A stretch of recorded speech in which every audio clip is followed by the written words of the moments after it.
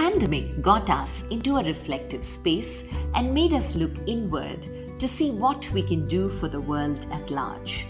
As a self-expression coach, I became a catalyst for women and started Vani, a one-on-one coaching program for women on finding their voice, to speak up, to be visible. As a storyteller, I spotted there were many ordinary people amongst us leading extraordinary lives, making a difference to the world, and they needed to be heard. Thus was born You and I with Rashmi Shetty, where amazing personal journeys with their uniqueness and individuality are showcased, a reaffirmation of the fact, open your eyes wider, the world is far more beautiful when we acknowledge the presence of both you and I.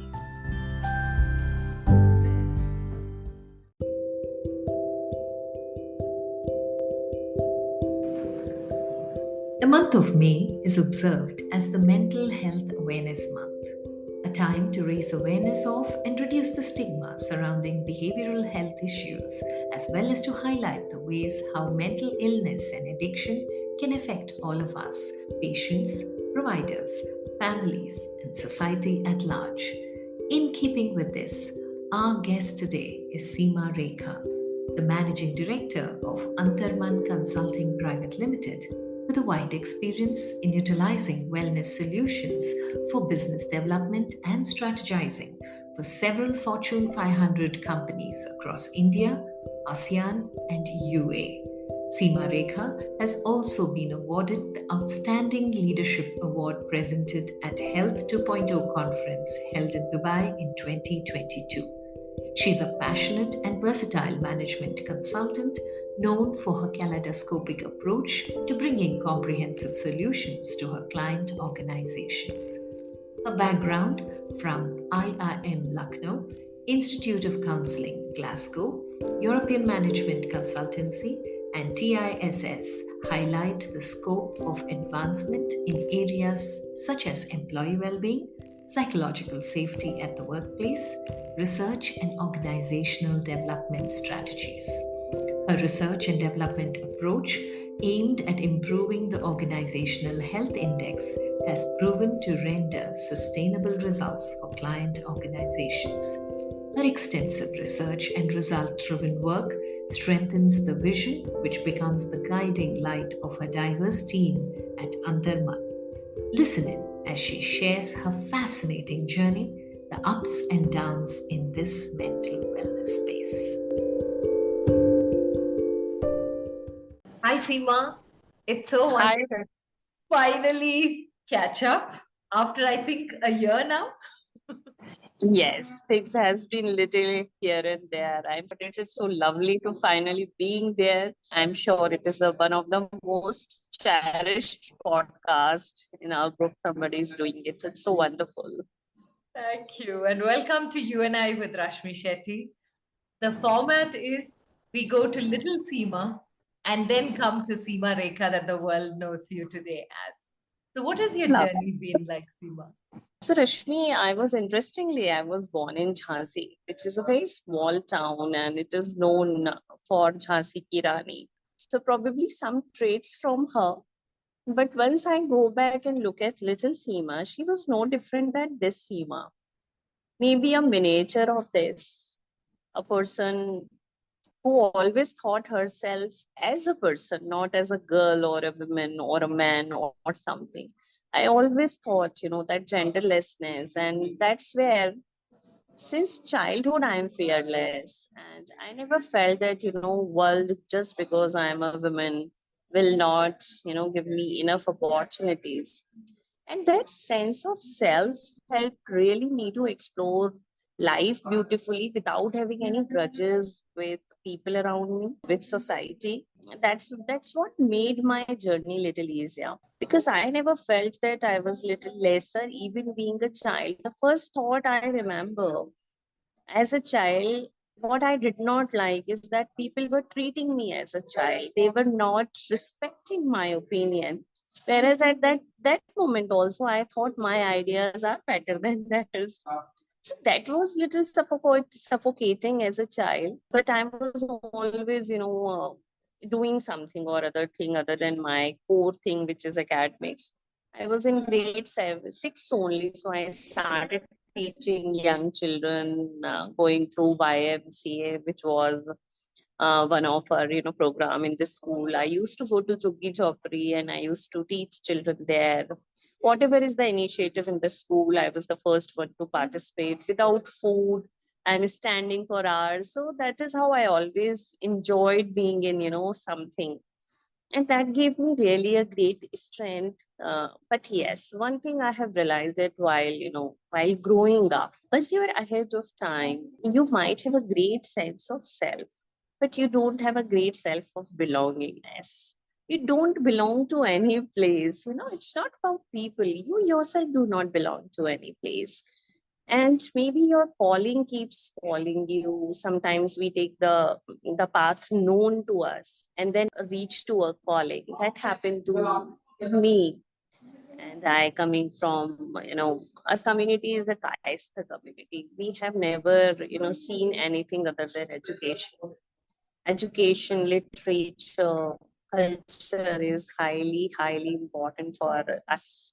In other communities saying this, kayas ka bacha pada bhala ya mara bhala. If you're not educating yourself, well, rather, one should die. It is a matter of shame. So the home environment and culture was very, very educational and literature centric. And then my both parents were working. If I saw myself as a child, I had two siblings, but they were elder to me. So I had a very, loner kind of childhood. At that moment, I used to feel that, this is once I'll grow, I will not be, working, I will be a stay at home mom. But, I was always surrounded by very good books, very, very good books. I used to read a lot. And I think that all strength, that all positive attribute towards life had come from those books. So that helped me to have a better picture of life always. If it is not good, then it is not, and there is always another chance. So I am very, very optimistic about life, or about everything. I think that fuel helps me to grow each day, because there are always setbacks in your life. We are surrounded with so many people and we transact energy with our close family members. Now I have a teenager daughter, and of course extended families, your own parents, your friends, your siblings. There's a huge, huge world around us. I think that positivism really helps me to move forward always. So, Yeah. apart from books that you had, Seema, from where you picked the positivity, how were you in school as a student? Were you one of the toppers, teacher's favorite, uh, I was absolutely an all-rounder? Was it outstanding in the literal sense? Academic achievements were the highest priority for us. I was always one of the toppers. In fact, it was always, you said very rightly, teachers used to say, I wish I had a chance to give you 1 mark more. So that's there. And teachers' motivation, of course, it works with children. Whatever we are, it is indeed a voice of our teachers and our parents. So whatever the self-esteem we have now, it is an outcome of how our teachers and parents build motivation into us. In that matter, I have been really very lucky. My grandparent, my father, they are such a positive person and always motivate. Even if they acknowledge your smaller achievements and will make you feel like you are a queen, you can do everything. So that confidence, I think it was coming from family, school environment. Wow. And then I actually the core was thinking, having a good view of life, and mutual respect. Differences are there, but still we can be with each other. So those, I think those, the books give you a character strength for sure. And if you are surrounded by good people, so again you learn a lot. And I must say, I won't say that there were no setbacks, but I am lazy. So my mental laziness really helps me a lot, because I don't pay any attention what is not serving to me. If anything not serving to my mental peace, I discard that completely. So it's not that we didn't have teachers who did not hurt me, or parental experiences or whatever. It was there, very much there. But the strength of focusing on what is serving, what is making you happy is more important than by sulking what is not working in your favor. So that strength really helped a lot to, let go so many bitter memories, and reestablishing the trust with the people. Because once you are able to let go, you are also able to forgive them. You are also, it is coming deeply from empathy. That is how we become empathetic. We think by being compassionate, we are empathetic. No, compassion could be a seed to be an empathetic, but empathy is very different for compassion. So maybe, probably this character is coming from my mom, that I used to go in the root of the words and try to find out the meaning. So I redefined so many words for me. For example, loyalty for me is not that you are staying longer with me, then you are loyal to me. For me, loyalty is if you're nurturing me, then we are loyal to each other. If we are able to nurture each other, then we are loyal. Probably you are not seeing another girl, but you are hitting me, then we are not loyal to each other. So I have changed so many definition in my, circle. So definition, I used to go inside and I used to think, this, for example, discipline. Not many people think, being in routine is discipline. I completely discard the idea of this. Routine is different and discipline is a very mind game. You can stay in routine, but you might not be successful. In fact, sometimes routine kills your creativity. At times routine makes you a rigid person, because your body clock will not support for any adaptability. I think mental agility is very important for being self-disciplined. So then I redefined so many things for myself, and then working in the same field of mental wellness and people development helped me to redefine so many words, which really helped. While healing others, you heal yourself ideally. Oh So my that's how God. the journey happened. Yeah. This is so interesting. And I want to know, let's take a step back from what the mental health and mental wellness space that you are in now. We'll come back there. But since you were very good in studies, wasn't it a natural fit that you move into engineering, medicine, or those kind of fields where everyone who does well in studies moves? What was your higher studies, post school? What did you do in college and then on? So I was actually, always thinking what all parents think, that I will go into medicine, but due to, certain conditions, then I have to change my path from medicine to management. So Oh, after that, I joined IIM Lucknow in the space of research, and thankfully I got good professors under whom I worked into designing strategies, entrepreneurship, and innovation. So that experience, and since professors were designing real time, they were giving consulting to so many, government departments like passport office, and then Indian Labor, ILO, International Labor Organization, then some BSL, which was into banking. So working with different professors in different capacity widened my horizon to think. Once, in consulting, you were doing end to end everything under their supervision. So there was a great mentorship was there. And that's helped me to understand the nuances of, overall business. So I learned about the finances. I learned about, once we doing process re-engineering, how many, brain wavelength has required. And that is where the idea of team comes in, because one person cannot do everything. How smart, how intelligent you are, but you need different brains. And, working with different people with different qualities and different weaknesses also, that makes us complementary. In fact, in life, we always keep looking for similar people, and we think that is the sense of belongingness, whereas the world goes with the complementary thing. It might sound conflicting even to us, but they are very, very complementary. And that wisdom came from there, and then acceptance towards world and people became very, very natural, because people think differently, and that difference might help you in a better way. So that strength helped me a lot, and after that I joined a management consultancy, and I really enjoyed thoroughly there. But of course, management consultancy does not allow you work life balance. So I also think, that somewhere I was also stressed for a number of reasons. I had a smaller, younger child. Then I studied back in psychology, and since I was coming from that background before, also from medicine and all, it helped me to understand little more. And my mentors at hospital, he was a general surgeon, and he always used to say, we don't treat a disease, we treat a human. So that, that was a great click to me, because I always had this pain that, I always wished to be a pediatrician from AIMS. So I couldn't do that because of the certain family situations at that moment. So that, that pain was there, that I would have been a pediatrician from means that, I would have changed my country for good. And I am very much my country person, pehle desh, baki sesh.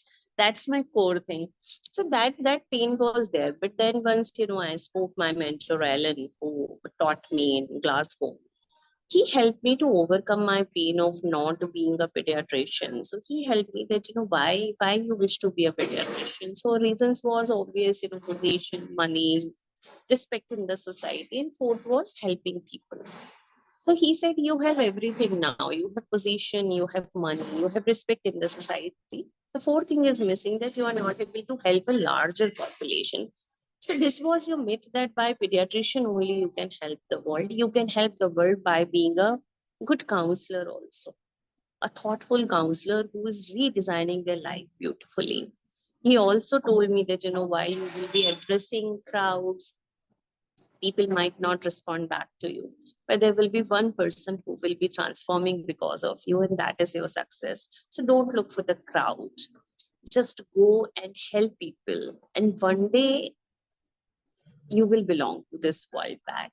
And I think Ellen, since he was so experienced, it really did help. I started working with, underprivileged children under a tree, and gender sensitization workshops, because Nirvaya case, actually it shook me very, very, heavily. Being a mother of a child, girl child, it was painful for me.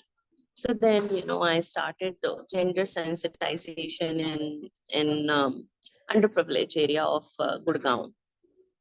So I started working with so many NGOs, around 10, 12 NGOs. I started going there. Then one of the, corporate spotted me there. They were there for their CSR. And the way I was explaining gender sensitization to young children, they were highly impressed. So they invited me for, their office. And my first project began from there. And they gave me, so much of tasks consistently. There is still my, it's been 10 years. There is still my clients. And then journey began. And meanwhile, I was with the hospital. With the help of hospital, I conducted probably, 100 plus workshops on awareness on mental health in corporate organizations, institutions, government institutions. So that also helped me to, know the diverse population of, different setup.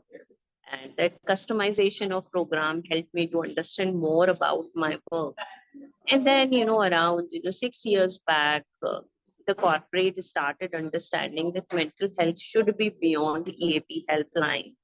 So that's where, Gurgaon, since it's a hub of corporate organization, had started calling us. And since then, we keep adding number of clients with us. Coming from a management background really helps me to align wellness solutions with HR policies, with people solutions rather. So the insights we generate through wellness, it helps us to, give a right recommendations for our clients.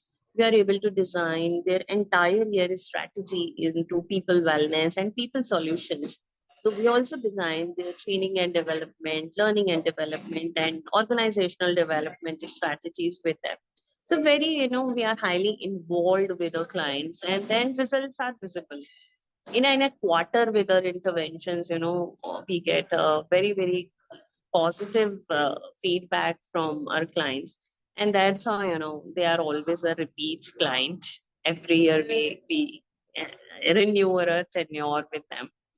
So Yeah. that's how it is. And over this journey, thankfully, God has been kind. I got a great team members. So whatever I am today, I'm because of my team members. They put their heart and soul the way I put in my work. So they are equally passionate. And irrespective of any geography, somebody sitting in London, somebody sitting in Ireland, somebody is in Canada, we all find a mutual time to sit together to co-create things. So that passion is matchless. Oh my God, Seema, you've covered so much in this answer. First of all, very blessed to have a mentor like that who gave you the right advice at the right time and made you understand that you can always make a difference. It doesn't have to be in one particular way. And that's how you got into counseling. But you're talking mental health now, where everyone is open about it. People acknowledge, especially post pandemic, during the pandemic, people realize that mental health is an issue that we are not addressing. But you went into mental health long before that. Now, the time pre pandemic, pandemic, post pandemic, what have you noticed about mental health and the awareness and the openness towards it, and any story that you have or stories that you have which you feel you can share here? Thanks, lovely question, Rashmi. If I tell you honestly, the first 5 years were very, very difficult. Not that people were not acknowledging our work, but they were not ready to pay for it. I have done, so many FOC free of cost workshops for 5 years because I knew my, goal and my commitment, and I knew the one day world will understand. See, awareness works very beautifully. You remember we used to have so many AIDS cases before. Now with awareness, it has been, declining for years now. So that was very clear to me that, my efforts will not going to be. One day world will realize what I am doing is priceless. And initially, of course, I did not have much knowledge about it. And my client used to ask me, Seema, what should be the cost of this program? I always used to say what I do is priceless. So what you can pay, you decide it. It is about your affordability. It is not about the quality and the price. I can't put any price to my work. Whatever you suggest, we are okay with this because we are on a mission. So that's how the clients keep adding to our kitty. But yes, there is a huge difference. Before, if I talk about corporate first, in corporates, EAP was just a tick mark before.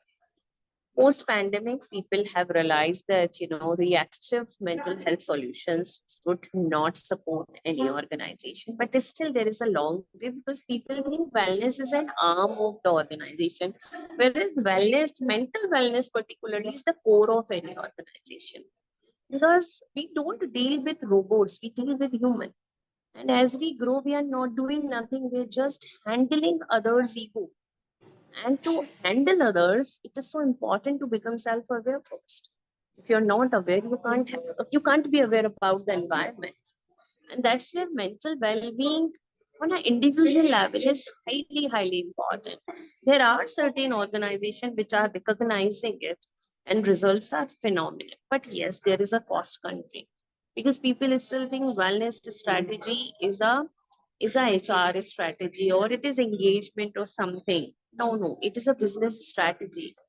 Wellness strategy is your business strategy. It will decide how long you will sustain beautifully and remain profitable. But world will take some time.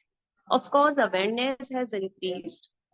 Earlier, once I'm coming to, teenagers. Earlier, teenagers used to say to their parents, they are not doing well. First, first they never had that courage to go back to their parents. Now with awareness, even if they are going to their parents used to discard it. But now parents try to bring them. The best part is in pandemic, we were working with the Haryana and UP government. Used to get maximum calls from teenagers. How COVID had impacted teenager is still, so underrated. We think that phase had got over, but working with teenagers, we are realizing that how much painful, it is for them. Remember, I just say I never used to feel belong to any place. Children are going through the same phase. They have been, confined in one room. They have lost connect with their parents. They are meeting different people on internet, but probably wrong people as well. digital detoxes, which is very very high. Virtual autism is coming on surface. So that's where I spoke to so many clinicians, so many leaders, and myself. We all collated our coping strategy. How did we manage your teenage, including some physical wellness, mental wellness, emotional wellness, mindfulness, yoga. That's where we have curated a 3 days residential program only dedicated to teens, because they are going through a lot. We really wish them to live in a year, a place where there is no internet. It is just they are in nature, and going back to inside, understanding self, and building better relationship with their parents, and preparing themselves for the future. So college is not going to be easy. Of course, job, as a parent, we can protect them in school and college, but what after that? I won't write to her HR that treat my daughter well. So that's what this pain was very much there, and I thought this is a huge area to address. So we started by MHA, which is Young Mental Health Advocate Program, in pandemic only. After successful programs, we have delivered around 4 or 5 virtual batches. So then we started the advanced courses in a residential program, and it is running also. The next batch is coming on 28th May. So we are trying to support children as much as we can do. But despite all saying that, Rashmi, there is a long way to go to mental health. Once it is coming to mental health, we are so restricted with anxiety and depression. But there is so much beyond that. And my agenda, my mission is that before you fall that side of that borderline of mental health, prevent yourself much before. So that's why we are really living in a blessed world where now people are acknowledging ancient sciences again. They are acknowledging meditation, mindfulness, and even life coaching. This also helps to reduce self stigma. It's the social stigma attached to mental health is still prevalent. So instead, people might prefer to go to a life coach than a psychologist or a psychiatrist. That's not a bad beginning, I think. So it's good that at least everybody is thinking about, talking about well-being. That itself is a huge achievement. Yeah. And the second, I think the support right now the government is putting on these initiative is also very high. So thankfully, this is evident. The digitization of Indian economy is so beautiful. So these all support also from government is also helping us to reach out to grassroots and helping them individually in a low cost. So that's a plus point. Yeah. Okay. And any specific moment, Seema, in this with these youngsters that you're interacting with, or with senior people in the corporates, where you realized that yes, I'm on the right path? Any specific incident that you hold really dear to your heart, There, which told you? there are so many incidents, so many which are very, very overwhelming also. Very, very overwhelming for, me also. I being a very, empathetic and compassionate person. There's so many stories. But I will today, talk about a very practical, story which can help so many people in their life. So generally, before starting the story, I wish to put a disclaimer that we are obsessed with listening to stories, and everybody is ready to narrate their story. But I really want to put a disclaimer: everyone is so unique, and your story is also so unique. Whatever worked for me might not work for you. So this is just to motivate you people, not for saying that what I have done is right. I had my own share of challenges, and then I overcame them. That's why I can vouch it. Whoever is listening to this podcast is far more capable of what they think of. Yeah. So in corporate world, lot many people come with their smaller problems, but the underlying issues are very different. So underlying issues, sometimes it could not be the mental health of a particular person, but it is about organizational health index. Different industry, you will find different challenges. For example, in BPO industry, if you see homegrown leaders do well than the lateral leaders. So then, once you go to their inside psyche, there are a number of things. How did they, their childhood? How did they start their journey? At what path, the stage of career path they are. So these things actually play huge role in making their decisions. So mental health is not, just about one time effort. It is 24 by 7. It is impacting our life 24 by 7. So as with children, unknowingly we don't, unknowingly, all parents think best for their children, but unknowingly they do things which actually work against all them. So that is there, and children specifically, I have some moments, which is very very disheartening. I know there was uh, you know uh, it was, I think, 5 6 years back before COVID. A child has written an email to us. They might have found us on social media. He sent me an email that his friend is not doing well. So I could not open the email, and his friend committed suicide. So that really, I felt very bad that I could have opened email on time. And that's where I thought the response time is very important in mental health. People are coming to you with so much of courage. You cannot operate at your ease. Once you say, you have to make your response time very prompt. And then I committed to myself. I hired more than people I required. And our response time is now 1 minute. He actually responds to any call, any CISD team responds within a 1 minute. He tried to reach out. There's so many incidents, during COVID also. And we realized that, the response time is very, very important for someone. How much courage they gather and come to you. So it's very important that we help them within the time limit. So that was something overwhelming which shook me, that the way I was operating at convenience of mind, which was not the right approach. We should get rid of it. And there are so many good stories also.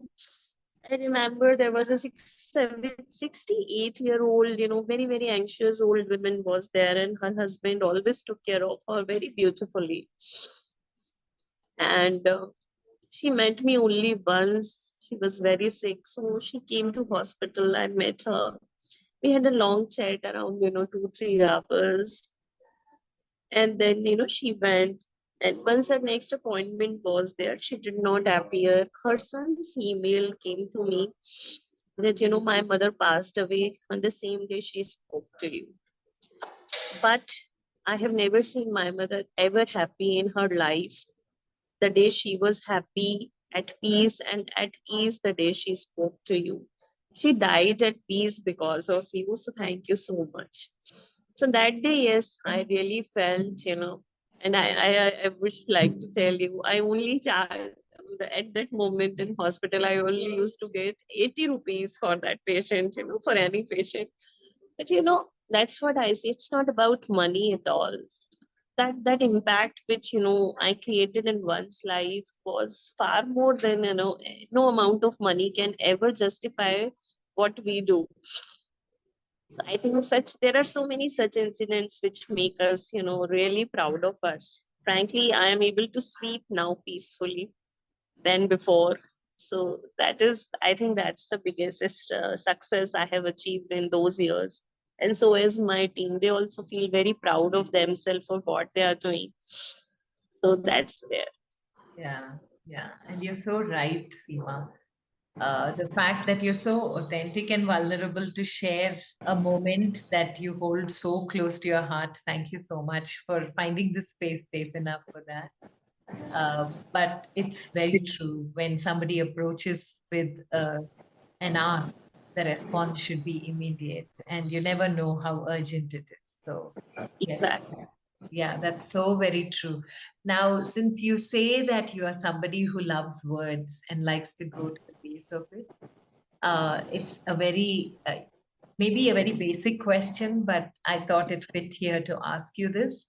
Is there a difference between mental health or health versus well-being? The two are intermixed so many times, and but individually they mean two different things. So, can you clarify health versus well-being on a general So, scale for yeah, us? for a generic, terms, health can be, talk about absence of disease or, but well-being is little more than that. Somebody can, I have so many patients, those who have cancer, but they are very well, their mental strength is so high. I remember one of my patients shared her story that after the counseling sessions, she started, giving the right energy to her chemotherapy, which gives so much of side effect. She got rid of her all other problems other than even cancer. Her arthritis became good. So she said, I just, changed my self-talk and narratives. And even chemotherapy, which is known as one of the, treatment which will give you more side effect than the direct effect, actually changed for her. And she thought, we just discussed, just consider this as a divine, flow is going in your body and you are, recovering. And she recovered so well.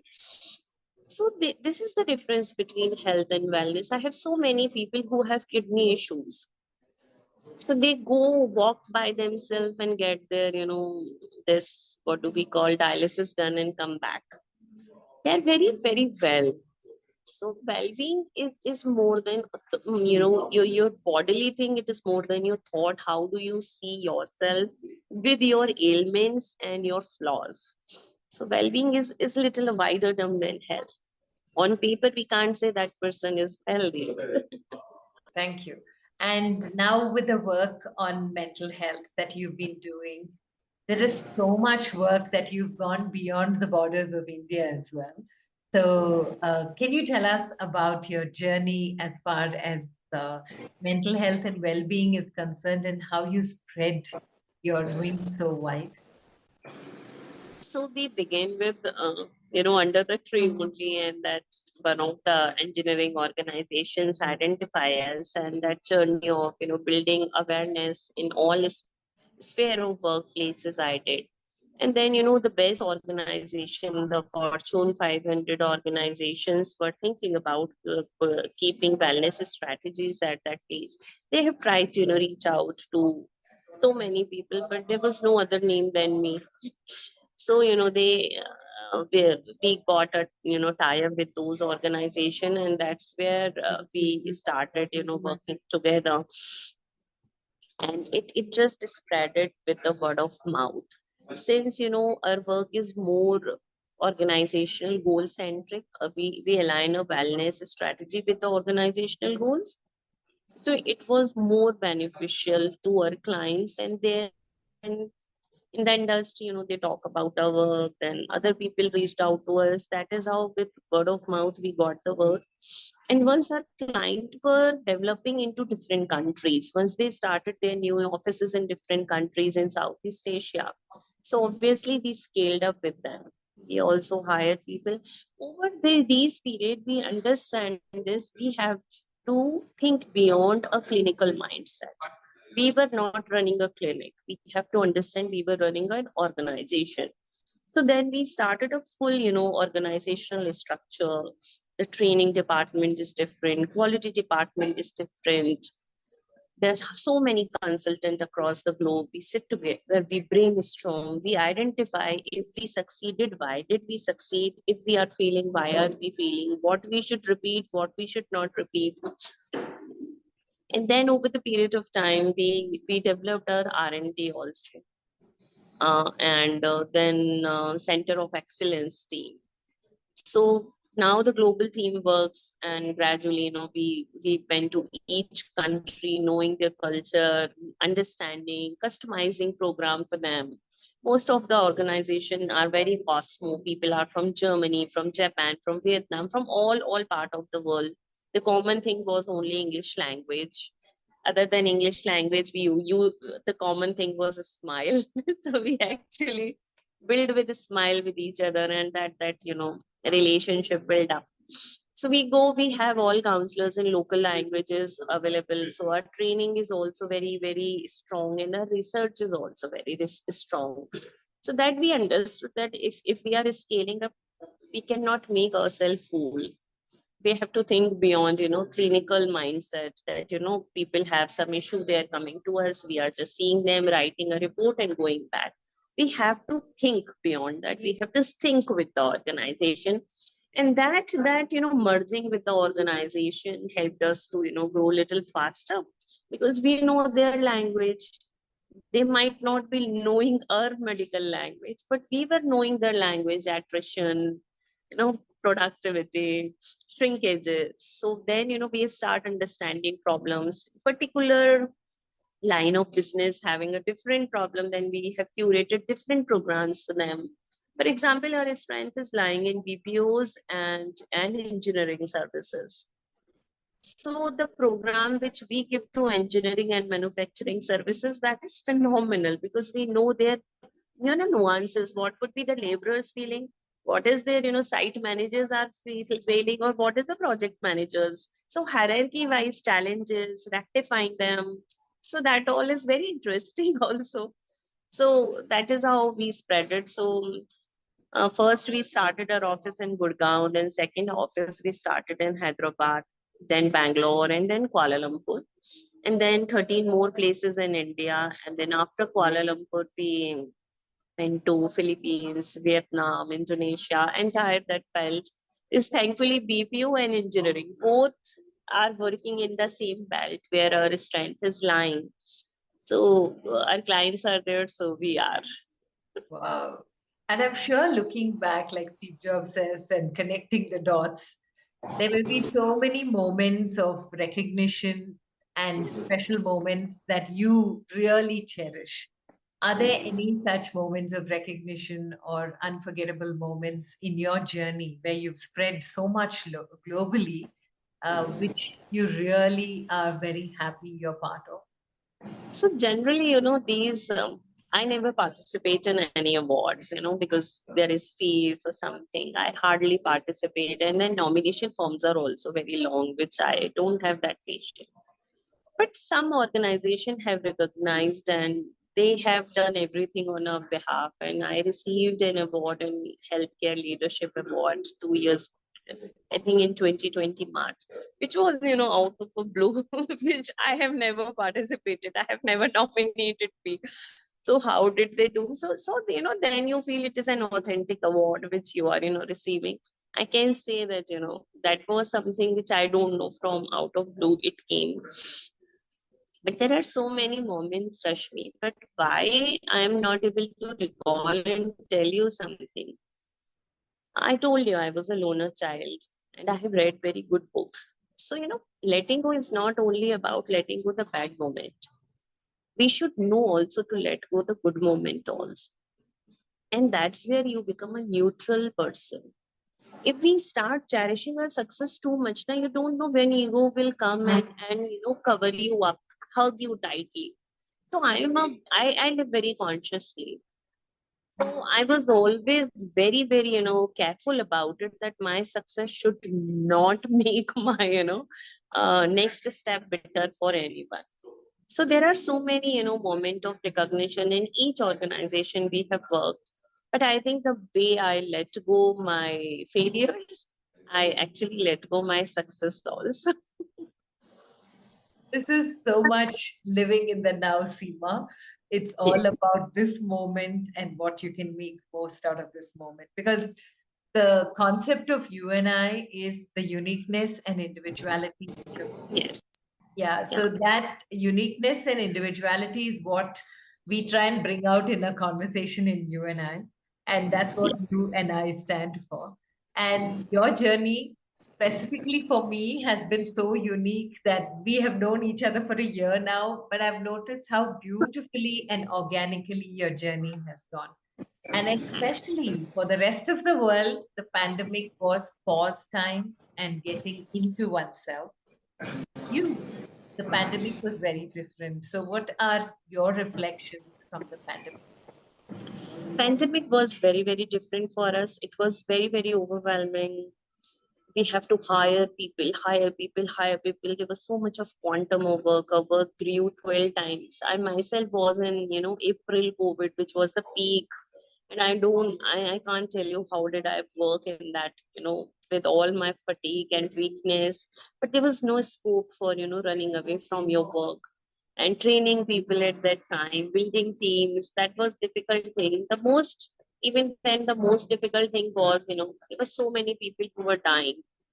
And I remember, one of my patients, old patient, was crying because he was not finding any big, slot for cremating his dad. And then I said, don't worry, I'll pray for it, and you will get the slot. And then, after a day, he called and he was sounding happy. Ma'am, with your prayers, I got the slot for cremation. And at that day, I was thinking at life, he's happy because he's getting the slot. That gave me a little more understanding of human mind. That, by all hook and crook, we know how to cope up. So life is larger than anything. We should not give up so easily. Life force is so vital, and at times we do not realize it. We get away with the smaller problems. एक breakup हो गया, people wish to commit suicide. एक job चली गई, they go into depression. They are not their job, they are not their relationship. They are more than that, and that is very, very important to know. To make yourself realize you are not your success, you are not your failure. You are you more than anything else.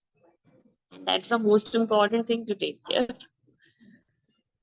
So beautifully said. You are you, not your success or your failure.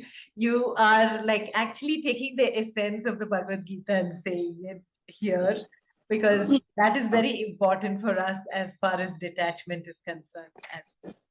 So, when are you going to put all of these amazing stories and your journey in a place chronicled so the world can read what Seema is all about? Any ideas? Uh, Rashmi, a lot many people have asked me to write a book about me. Again, I'm repeating the same thing. I really don't want world to listen to my story and imbibing them in that. They have their own journey. What I can do, I will definitely, look for a 100-page book, which will be only talking about some strength characters, which even, day to day, if they can imbibe in that, which was naturally coming to me. Thankfully, God was kind, but it worked well. And I think these are the core strength pillars which will help others to do. So I'll definitely, write that very soon. I have already started collating few things. I'm also waiting a little more experience through this, youngsters' journey, because I'm reliving my teenage with them, because I don't know when my teenage came and went back. I don't know. So I'm really reliving with my, so many young mental health advocates. And then I will also incorporate those learning and systems there.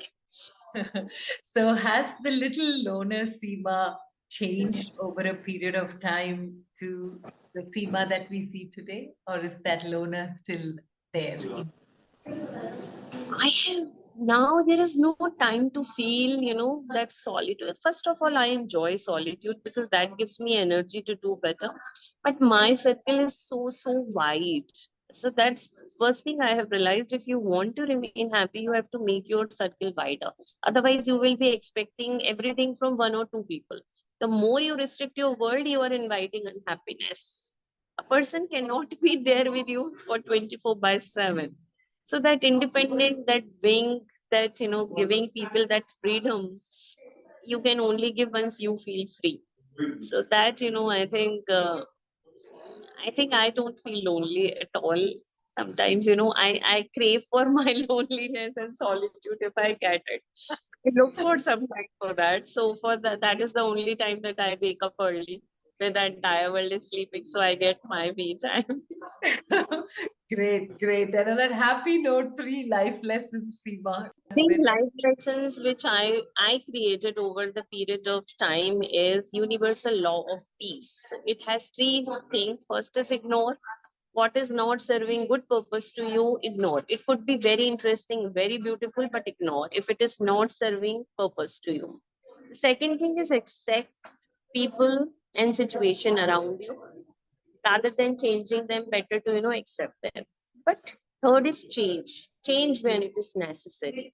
Don't try to change everything, don't try to control, but change if it is necessary. For example, in a lot many people think, if they will follow me, what they will do without context, they will say कि we can't change our situation, so हम husband से मार खाते रहते हैं. So that is not acceptance. Here I am talking about change when it is necessary. So sometimes, that's why I'm little scared of, giving any life lessons without context. People might use it in a wrong way. I keep reading about, be yourself. This is the most scary sentence to say everything. You look at the youth, they will, watch Netflix, put sutta by being themselves only. This is the most scary sentence. Be yourself. Don't be yourself. Please keep improving. We human are meant for progression, not for stagnation. What a powerful statement. We humans are meant for progression, not stagnation. Thank you so much, Seema. I'm sure everyone who comes in touch with you doesn't leave you because you're so addicted. God bless you. An Thank you. honor to have had you. Really a pleasure and giving me that safe space to speak out. Thank you so much, Rashmi.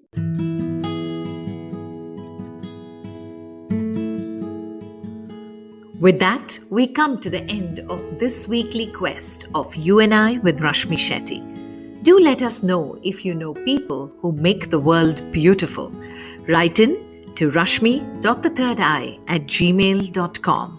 That is rashmi.thhirdeye@gmail.com. Come, let's explore this amazing world together, both you and I.